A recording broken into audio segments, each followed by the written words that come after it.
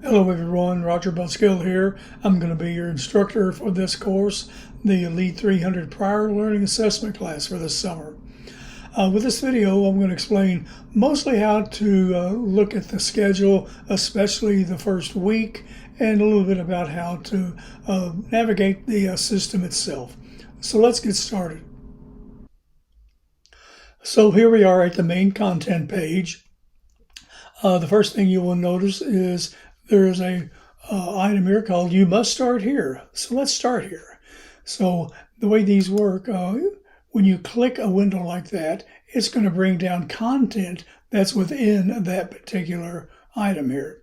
So the one thing I want you to read is this item right here. The first thing I want to note is each week runs from Monday to Sunday, except for the first week since it starts on Tuesday, but that's just the way the semester works. Assignments for that week are due the following Sunday night at midnight, or 11:59 p.m., if you will, so that I can grade the assignments on Monday morning. So that's the main thing I wanted you to get right now. So this next item right here, everything you need for this week's assignments are in the lessons. Review the presentation, do the readings, and then complete the assignments. When you complete an assignment, you upload it in the Submit Assignments tab. We're going to take a look at that. And there are discussion boards in the separate Discussion Board tab. Each DB or discussion board has pertinent information about that lesson's topic. And we're not going to concern ourselves with the HAT right now, the Hallmark Assessment Task. That's a large paper that you're going to write. And we'll be having a more discussion on that later. But this one right here, please stay in touch with me during class if you need help or you're falling behind. Don't fall behind without getting a hold of me via email. So that's what's in that first part, but go ahead and take a look at that again later. To collapse the window, you just click it again. Okay, this is an important part to start out with because it gives the assignment due dates. So let's click into it. The contents of it opens up. The first thing I'll actually look at is the 10-week summer term due dates. This is simply the university calendar stating that the classes start on May 28th, which is the Tuesday. There are 3 holidays during this 10 weeks, Juneteenth, Independence Day, or 4th of July, and the day after, the 5th of July. You'll notice that none of these fall on a Sunday night. They fall during the weeks, so you can choose whether you want to work on your assignments during those days or not. I'm sure a lot of us are going to have a busy 4th of July and maybe 5th or maybe a couple of days doing some activities. So that's up to you whether you want to work on it or not. But this is an online class, so you need to complete your schedule as you see fit. So we'll X this out now to close it. Close out that section. So the next thing we want to talk about are the actual assignment due dates. So you can take a look at, read through this, but I do want to point out that there are, in about half the first part of the semester, there's going to be 2 lessons per week. In other words, lesson 1, which is the introduction, will start on 5/28, and then the assignments for lesson 1 are due on 6/2.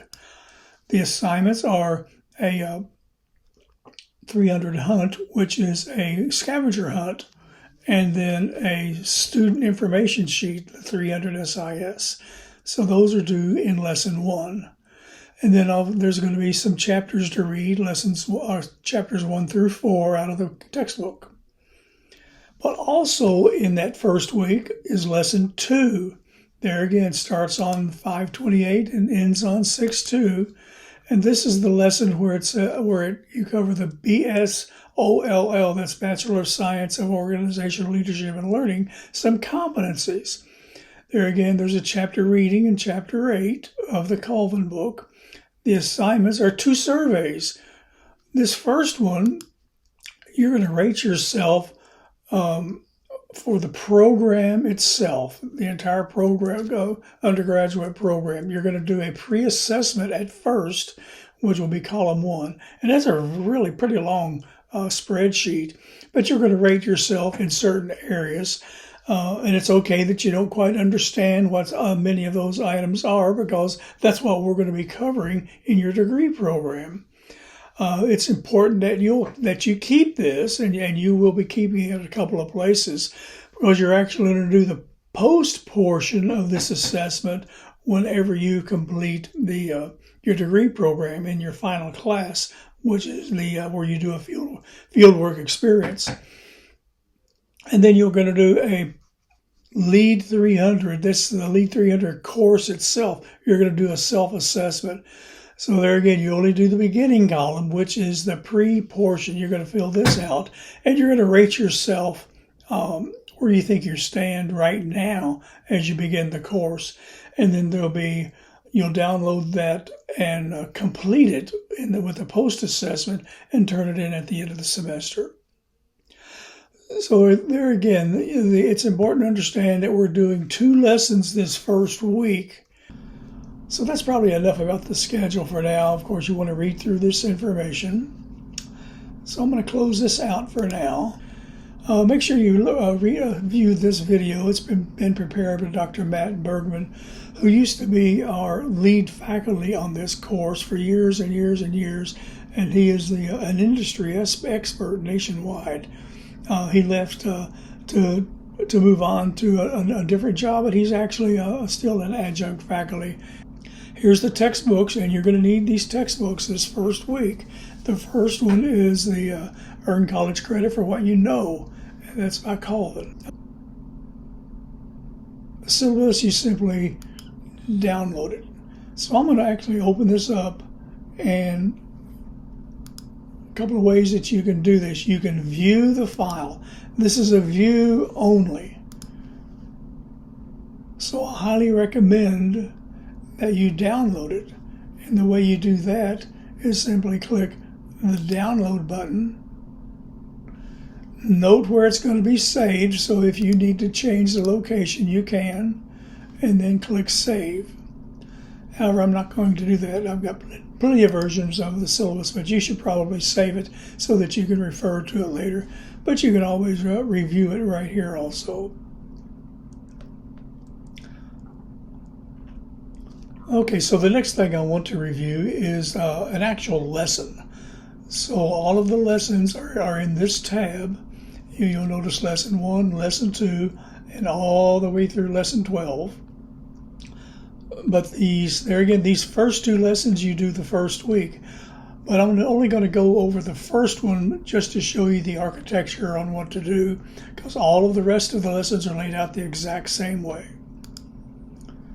So the first thing that'll happen is you're going to see a PowerPoint that reviews the lesson, or that explains the lesson. If you just click on it, all it's going to show you are the slides.